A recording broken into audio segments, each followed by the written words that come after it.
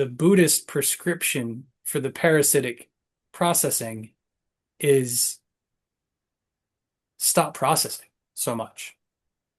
Um, and the source of the virtuous cycle is not a parallel process to the parasitic or a counter process to the parasitic. It is the actual state of reality. It's what reality does when we don't get in the way. And the fact that there's any kind of a problem or any kind of suffering or any kind of parasitic processing, it's because we're already processing too much. We're doing too much. We need to sort of step back. So the Buddhist metaphor, this is something I really like. Because I don't hear a lot of people talking about it. I may have come up with it myself. I'm sure I didn't. I'll explain in a second because it's not people will be confused by that right away. Uh, because clearly I didn't come up with this. But the sort of metaphor, the poetic metaphor used in Buddhism for that process is the lotus flower. It's the lotus plant, right? So it starts to understand Buddhism through the teaching metaphor of the lotus plant. It starts in the muck, in the dirt, at the bottom of the lake.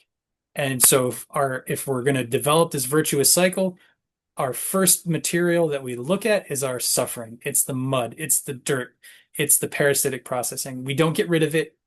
We look at it. We take it, and then out of that will grow the stem of the lotus plant, and it'll grow up and up and up from that darkness. It'll from rooted in that darkness, not in refusing that darkness, but rooted in it. It will grow up, and it will reach into the light, right? Um, which is This is why I say, like, inherently there's nothing wrong, and I'm kind of nitpicking, but it's not a development of something that's apart from the mud. It's not something to counter the mud. It's rooted in inherently based in suffering in the mud. It accepts that entirely as the base truth of reality. So okay, that's there, and you grow from that. Now, the thing that's commonly used is the perfection of the lotus blossom. It's a beautiful looking thing, and it's one thing, but it has all these layers. So if you look at the individual points, you're like, oh, 1, 2, 3, 4, 5, 6, 7, 8, there's 100,000 things here in this one flower.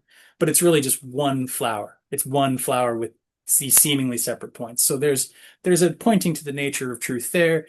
There's a pointing to the beauty that develops. The enlightenment can be defined as happiness without conditions. You are happy. You are not bothered by, and it's not a like a dull. It's a happiness that doesn't depend on you not being depressed, that doesn't depend on you feeling a certain way.